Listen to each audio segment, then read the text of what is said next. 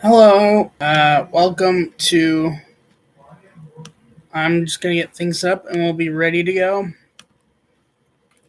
Obviously, my plan changed today, and I'll get into that when we get into the episode.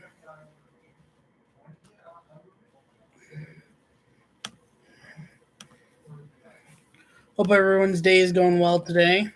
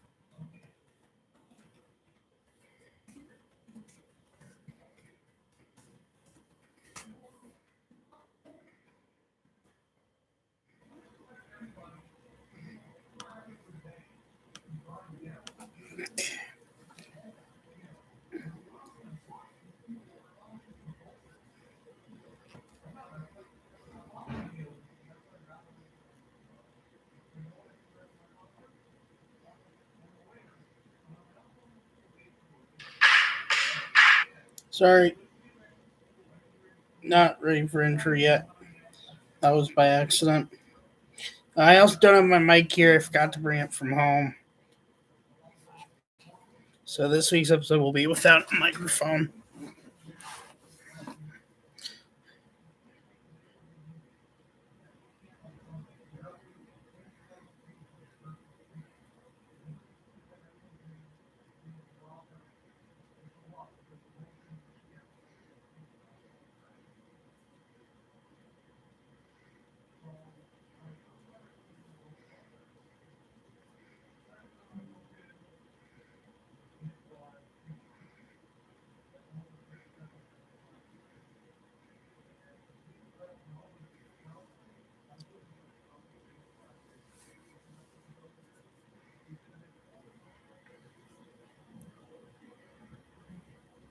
I don't know.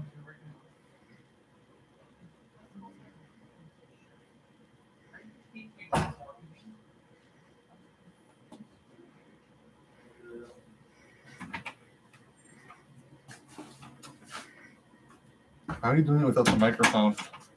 Just gonna have to do it that way.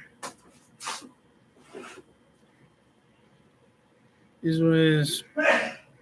Gotta do what you gotta do. Yeah, I gotta leave soon also. Oh yeah.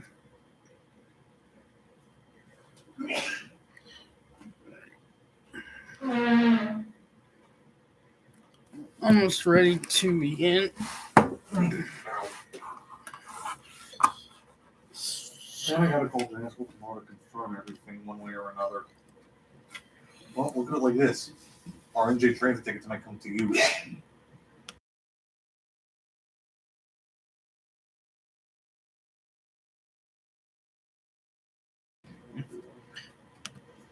All right. And let's begin.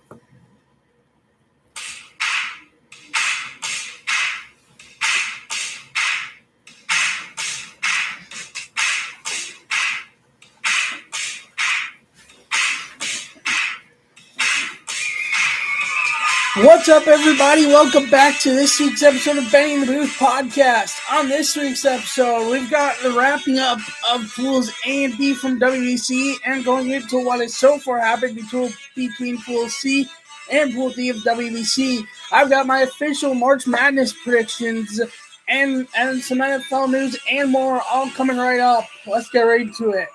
What's up, everybody? Welcome back to episode 70 of Benny in the Booth podcast. Thank you so much for the support to this point. I very much do appreciate it. It is crazy to be saying this is episode 70. Saying this is going on for 70 episodes. So, originally this week, today it was not going to be live. I was going to pre-record it hope at some point this week and be going to a hockey game tonight. However, due to the weather, which has basically been snow on and off and rain, that got pushed off to possibly Thursday. So I was able to do it live this week, and I'm doing it live. I don't have my microphone because I forgot it at home. But if you do happen to be at Devils Lightning tomorrow night, sitting around the 200 level, maybe you bump into me somehow because I might be there Thursday night in the end instead of tonight. Otherwise, I wouldn't have been able to do it live. I'd be on my way to Prudential Center, probably. But so it worked out this way, and I'm live instead of pre-recording it. Not much other news otherwise, so let's get right into it. So Pool A.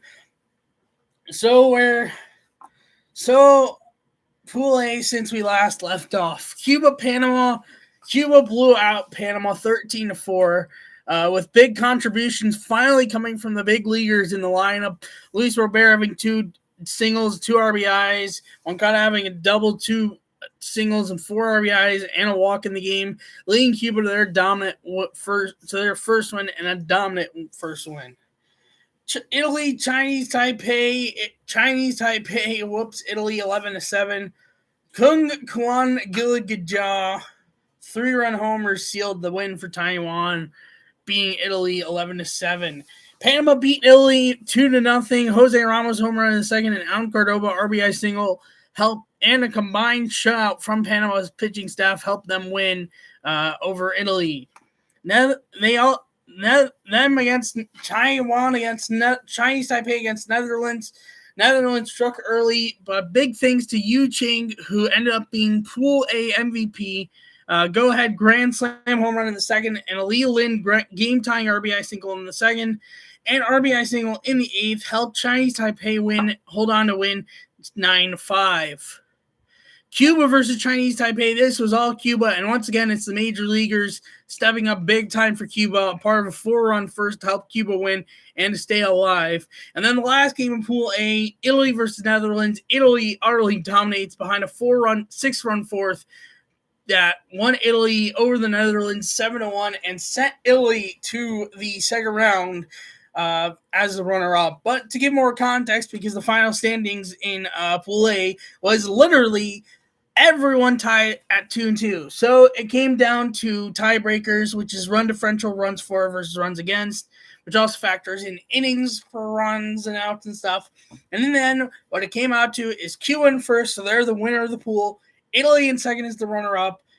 Netherlands in third, which they don't advance, but they do qualify for 2026. Panama in fourth, don't advance, qualify for 2026. And Chinese Taipei at fifth, don't qualify for 2026 and will have to be back into the qualifiers in 2025. That is the end result of Pool A. Everyone ended up in 2-2. Cuba and Italy move on.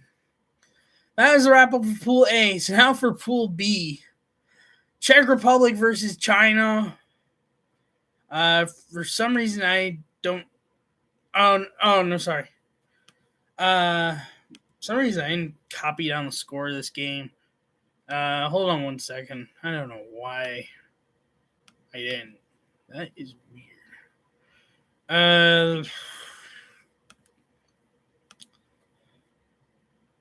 Here we go. 8-5. So the Czech Republic gave up a 4-run 7 up. They were up 3-1. Gave up a 4-run 7th. And to make it 8-5-4 China, down to their last 3 outs, eventually down to their last 2 outs, thanks to Martin Music. Go ahead, 9th inning, 3-run homer, would end up taking the lead and winning 8-5 over China to capture the first game of that for them in Pool B. Korea versus Japan. Japan utterly dominated 13-4. Shohei had a great game both on the mound and at the plate. Newport had a good first game and just overall domination from Japan. Australia versus China. I think I skipped some games here. Yeah. I don't know what. For some reason, I think I might have taken out some games. But Australia beat Korea in a crazy game that was very much back and forth. Ended with a bunch of controversies. Now I think about it, I think I know why. I don't know. But then Japan beat Korea 13-4. Australia beat China 12-2 behind a 5-run fourth, and Daryl George RBI single helps Australia mercy China. Walk-off RBI single helps Australia mercy China in 7 innings.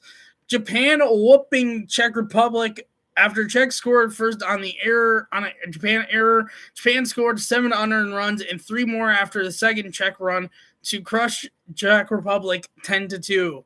Korea versus Czech Republic. Korea had a 5-run first to help them win 7-3 over Czech Republic.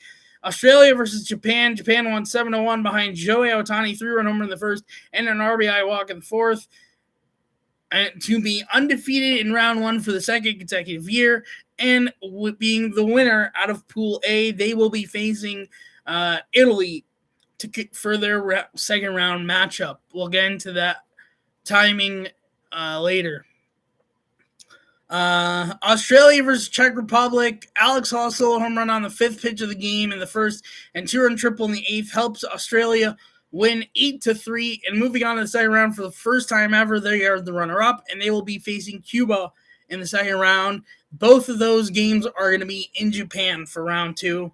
And then the last game of round 2, Korea absolutely creamed China 22-2, most runs scored in a WBC game ever. 8-run third, 6-run fourth, and 4-run fifth led Korea to a 15-plus run mercy rule win over China. And so the end result from Pool B in the standings, Japan first at 4-0 advances the winner. Australia 3-1 advances the runner-up. Korea 2-2, they qualify for 2026. And then Czech Republic 1-3, they qualify for 2026. And China at 0-4 don't qualify for 2026. That is the results from Pool B. So now let's get into the start of Pool C. It kicked off with a crazy game between Colombia and Mexico that was back and forth. But thanks to Gustavo Campero reaching on an error, scoring Jorge Alfaro, Colombia was able to take an extra innings win over Mexico 5-4. Great Britain versus USA. Great Britain actually struck first, but it was all U.S. from that point on the back of a Kyle Schwarber 3-run homer in the 4th. And very good pitching overall between Waino and the bullpen. U.S. started their title defense with a 6-2 win over Great Britain. Canada versus Great Britain. Great Britain struck first, but it was all Canada the rest of the way with a 5-run first and a 6-run fourth, helping them 7-inning mercy rule them 18-8. The 26 combined runs is the most in one WBC game ever in its 5 tournaments history going back to 2006. Mexico versus USA. Summary of this game simply: Mexico destroyed USA 11-3. Joe Meneses had a 2-homer game, but simply the way to put this game is Mexico destroyed USA. Simple as that. And put USA in a giant hole towards trying to get out of Pool B. Or their chance to get out of Pool B.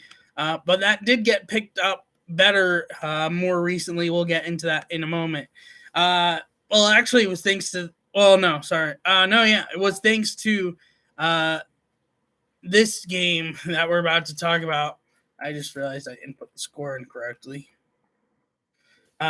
Colombia, Great Britain. After going down 3-0, Great Britain scored 7 unanswered runs to pull off an upset and first ever WBC win 7-5 over Great Colombia, which helps the U.S. very much because that's one of the teams that if that they do face upcoming, and with possibility of finishing in the same record as them, we don't know who's going to have the tiebreakers. That game is tomorrow, but we'll see what happens with that. But either way, it does help U.S.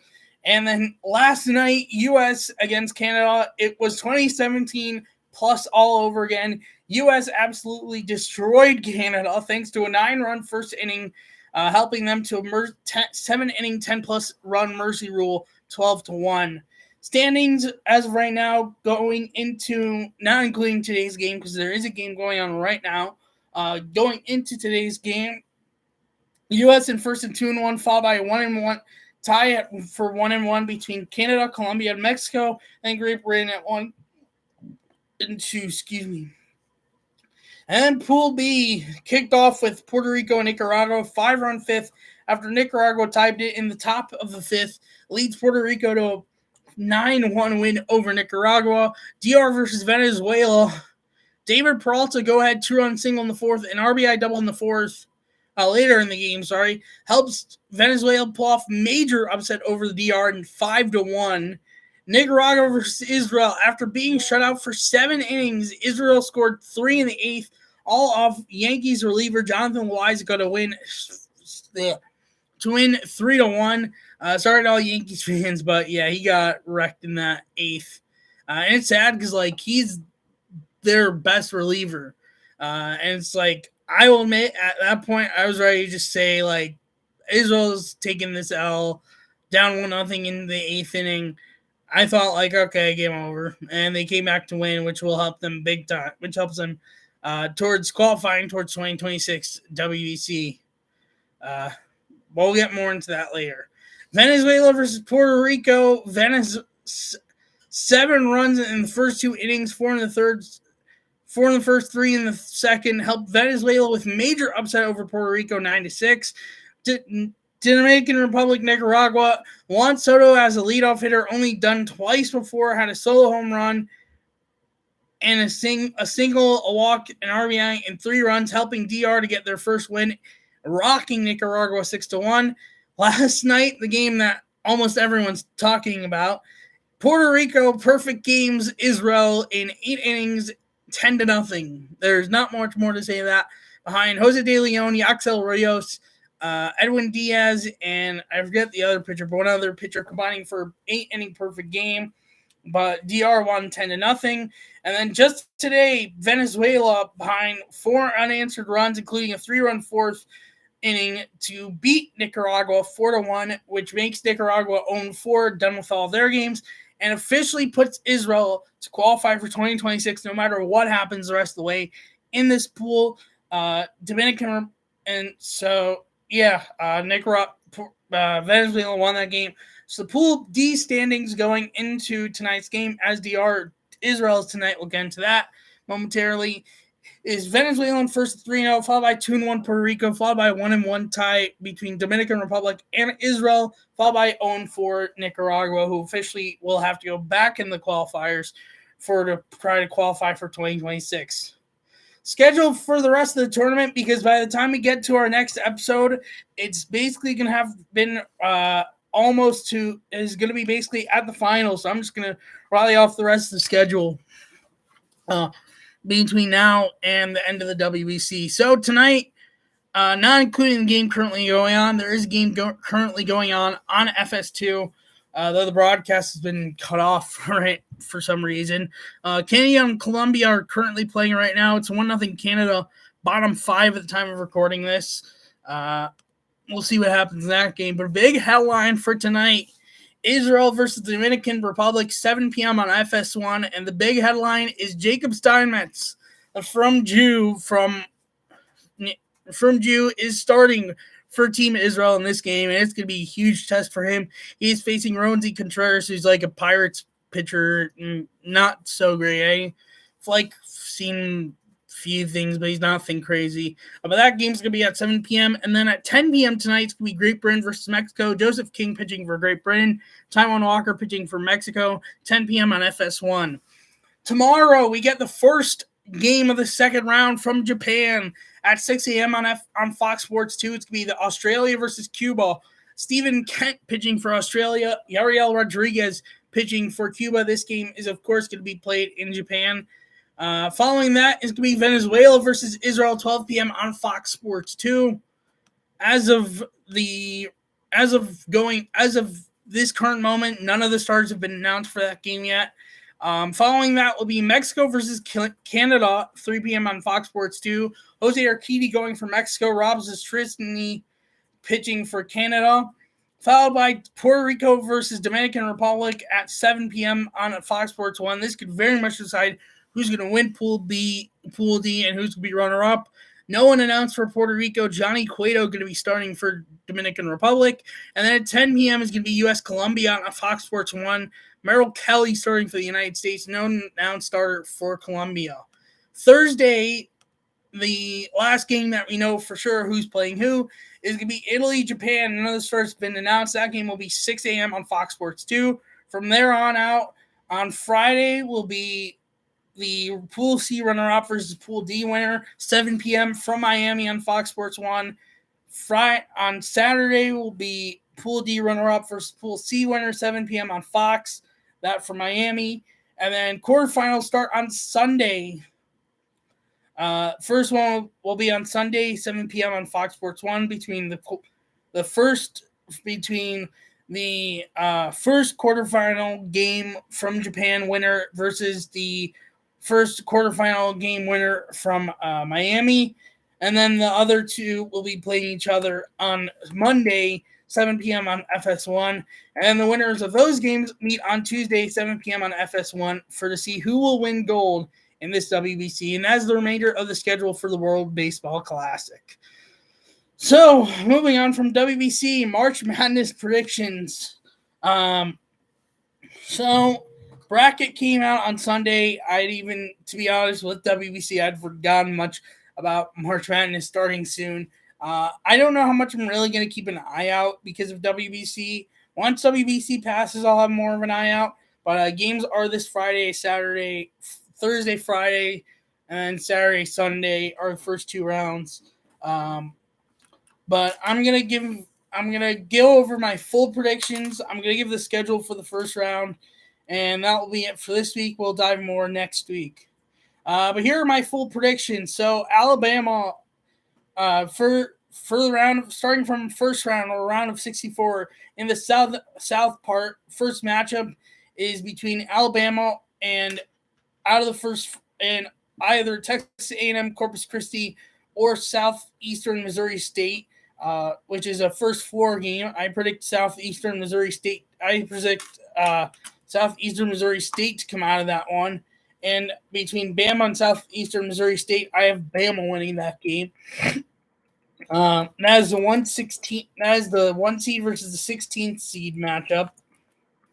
The 8-9 in that bracket is between Maryland and West Virginia. I think Maryland's going to win that game. The 5-12 is going to be San Diego State versus Charleston. I have Charleston winning. For 4-13 is Virginia versus Furman. I have Virginia. 6-11 is Crane versus NC State. I have Crane. 7-10. The 7-10 matchup of that part is Missouri versus Utah State. I have Utah State winning. And then the 2 against 15 is Arizona versus Princeton. I have Arizona. That is the south part for the first round. For the east coast part of it, these games, it's basically based on where the games are being played. Purdue versus Fairleigh Dickinson, that's the 1-16. Fairleigh Dickinson's playing their first four game against Texas Southern, which I have them winning, of course, but I have Purdue winning the game against Fairleigh Dickinson. 8-9 is Memphis FAU. I have FAU winning. 5-12 is Duke versus Oral Roberts. I have Duke. 4-13 is Tennessee, Louisiana. I have Tennessee. 6-11 is Kentucky against Providence. I have Kentucky. 3-14 is Kansas State and Montana. I have Kansas State. 7-10 is Michigan State versus USC. I have USC. And then 2 against 15 is Marquette versus Vermont. I have Marquette. As for the East, for the Midwest, the 1-16 and 1 against 16 is Houston versus Northern Kentucky. I have Houston. 8 versus 9 is Iowa versus Auburn. I have Auburn. 5 versus 12 is Miami versus Drake. I have Miami. 4 versus 13 is Indiana versus Kent State. I have Kent State. The 6 versus 11 is Iowa State against either Pitt or Nevada. I predict, is Mississippi State or Pitt. I predict Pitt to come out of it and them to beat Iowa State. 3 versus 14 is Xavier versus Kennesaw State. I have Xavier. 7 versus 10 is Texas A&M against Penn State. I have Texas A&M. 2 versus 15 is Texas versus Colgate. I have Texas. And then for the West Coast, for the first round, Kansas versus Howard. I have Kansas. That's the 1 versus 16. 8 versus 9 is Arkansas, Illinois. I have Arkansas. 5 versus 12 is St. Mary's versus VCU. I have VCU. The 4 versus 13 is Connecticut versus Iona. I have UConn. 6 versus 11 is TCU against Nevada or Arizona State, which I have Nevada being the winner, but I have them losing to TCU. 3 versus 14 is Gonzaga versus Grant Canyon, which I have Gonzaga. 7 versus 10 is Northwestern against Boise State, and I have Northwestern. 2 versus 15 is UCLA versus UNC Asheville. I have UCLA. So that's for first round. By the way, let me know your guys' predictions in the comments, whether you have different or similar or whatever you have for March Madness. Let me know. But anyways, for second round in the South, per how I have results, it'd be 1 versus 8, Bama versus Maryland. I would have Bama winning that game. 4 versus 12, meaning West Virginia versus Charleston. I have West Virginia. 3 versus 11, which is Baylor and NC State. I have Baylor. 2 versus 10, which would be Arizona, Utah State. I have Arizona. For the East, it would be 1 Purdue versus 9 FAU. I have FAU winning. 4 versus 5, which would be Tennessee, Duke. I have Duke winning.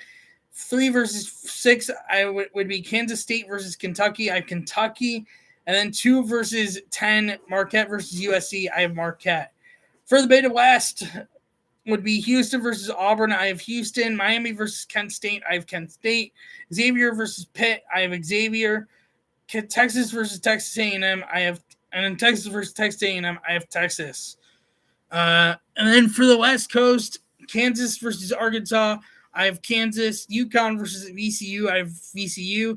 Gonzaga versus TCU, I have Gonzaga. And UCLA versus Northwestern, I have UCLA. Now into the Sweet 16. Bama versus West Virginia, 1 versus 4, I have Bama. 2, Arizona versus 3, Baylor, I have Arizona. That's for South. For the East, it would be 5 Duke versus number 5 Duke versus number 9 FAU. I have number 9 FAU winning. And number 2 Marquette versus number 6 Kentucky. I have number 2 Marquette winning. Midwest part would be number 1 Houston versus number 13 Kent State. I have Houston. And then number 2 Texas versus number 3 Xavier. I have Xavier. And for West part, it would be number 1 Kansas versus number 12 VCU. I have number 12 VCU winning. And then number 2 UCLA versus number 3 Gonzaga. I have Gonzaga winning. And then for the Elite 8 would be Bama versus Arizona. From the South, I have Alabama winning. East would be Marquette versus FAU. I have Marquette. Midwest would be Houston against Xavier. I have Houston. West would be Gonzaga versus VCU. I have Gonzaga. Final 4 would be on the right side of the left side of the bracket. I have Bama versus Marquette. I have Bama winning. And then for right side, I have Houston versus Gonzaga. I have Gonzaga winning. And overall in the championship between Bama and Gonzaga, I have Alabama winning it all. So that is my predictions for March Madness. Let me know your predictions in the comments or live chat below. Curious to see where you think differently compared to mine, or if you think similar to mine. This schedule is the first 4 games kick off tonight. Southeastern Missouri State versus Texas A&M Corpus Christi. That game will be at 6:30. All the first 4 games are in Dayton, Ohio, by the way. And then Pitt versus Mississippi State. That game will be at 9 p.m. Tomorrow, Fairleigh Dickinson versus Texas Southern will be at 6:30. Nevada against Arizona State will be at 9. All the first 4 games are on True TV. For the first round schedule,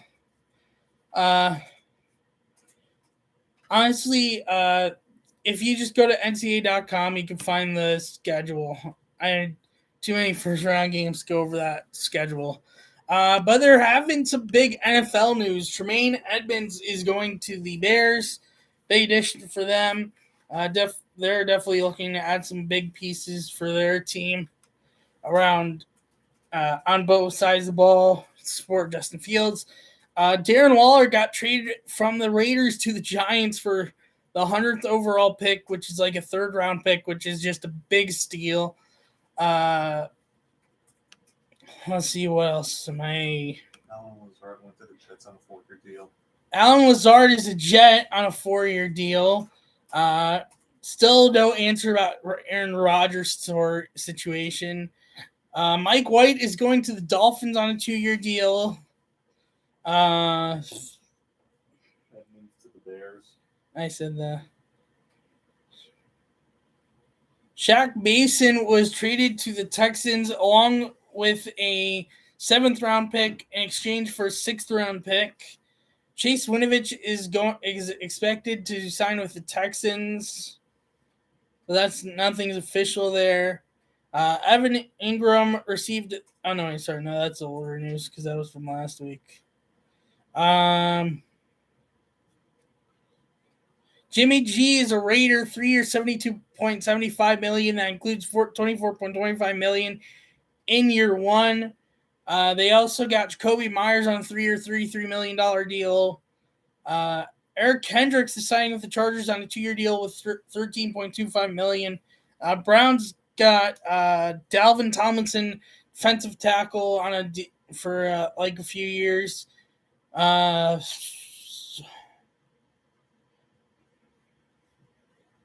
Jason Kelce has announced that he is staying with the Eagles at least for another year and agreed to terms on a 1-year, $14.25 million deal, which includes $500,000 in incentives. Brandon Graham is staying with the Eagles on a 1-year deal worth up to $6 million. Daron Payne, aside from getting franchise tagged, to sign an extension, 4 years, $90 million.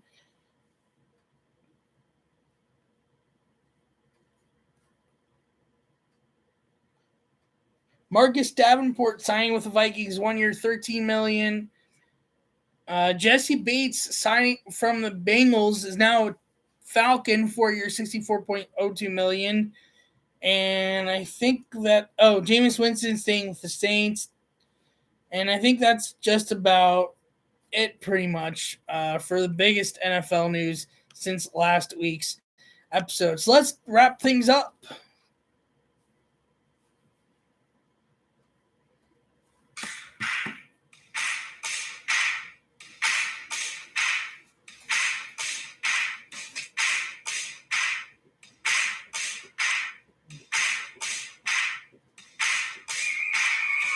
Thank you so much for watching this week's episode of Benny in the Booth podcast. On next week's episode, we will have almost a full rest of recap of WBC up until the finals. We'll have March Madness recap through the first 2 rounds, and we'll have any other NFL news that pops up between now and then. Thank you so much for watching. If you are new on YouTube, leave a like, hit the subscribe button, and leave a notification bell on so you're notified when I go live and or post a video. If you're new on audio, follow the podcast, leave a review, and hit the notification bell so you're notified when I post on there. Thanks so much for watching, and I'll see you in next week's episode for episode 71. Bye.